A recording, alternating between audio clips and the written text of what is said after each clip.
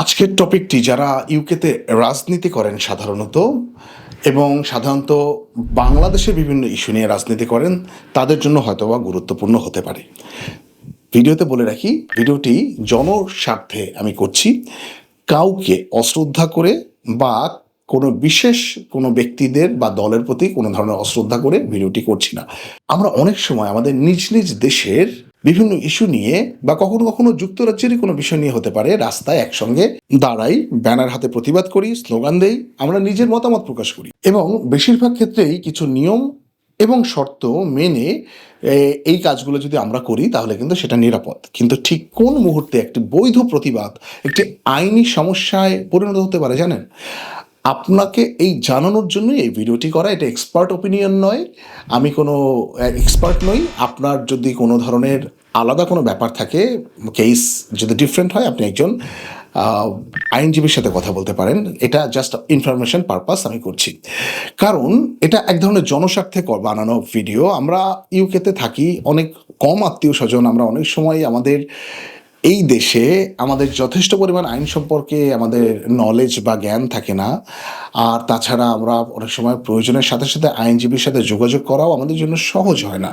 তাই আমাদের অজ্ঞতার কারণে যদি অপ্রয়োজনীয় কোনো ঝুঁকিতে আমরা জড়িয়ে যাই, সেটা নিশ্চয়ই আমাদের কারোই কামনা না। তাই আপনাদের সবার জন্য আমি সাধারণ কিছু তথ্য দিচ্ছি, যেটা জানলে আপনার জন্য সামনে একটু ভালো কিছু হতে পারে।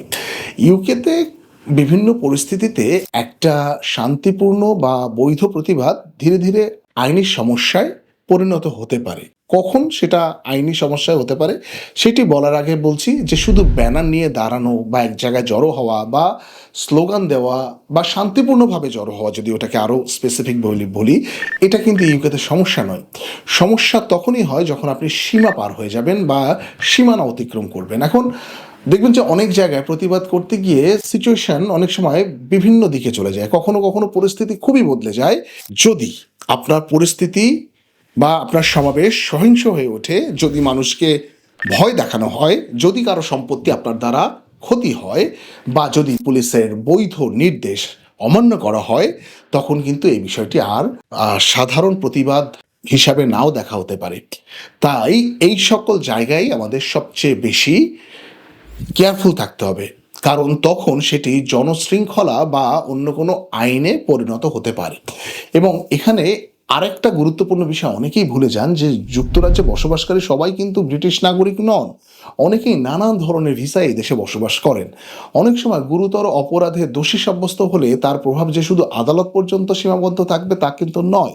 কিছু কিছু ক্ষেত্রে কিন্তু সেটি একজন ব্যক্তির অভিবাসন অবস্থার উপরেও এর প্রভাব ফেলতে পারে। বিশেষ করে যদি আদালত কারাদণ্ড দেয়, তাহলে কিন্তু হোম অফিস সেই ব্যক্তির বিরুদ্ধে আরও পদক্ষেপ নেওয়ার কথা চাইলে বিবেচনা করতে পারে। তাই একটা কথা আমাদের সবসময় মনে রাখতে হবে যে আমরা যদি কখনো কোনো ইস্যু নিয়ে রাস্তায় বের হই, তাহলে আমরা আইনের মধ্যে থাকব, আইনের যে বিষয়গুলো আমাদেরকে স্পষ্ট করে রেখেছে সেইগুলোর প্রতি শ্রদ্ধাশীল হব এবং শান্তিপূর্ণ প্রতিবাদ, যেহেতু এটা ইউকেতে স্বীকৃত একটি অধিকার, সেটি করা যাবে।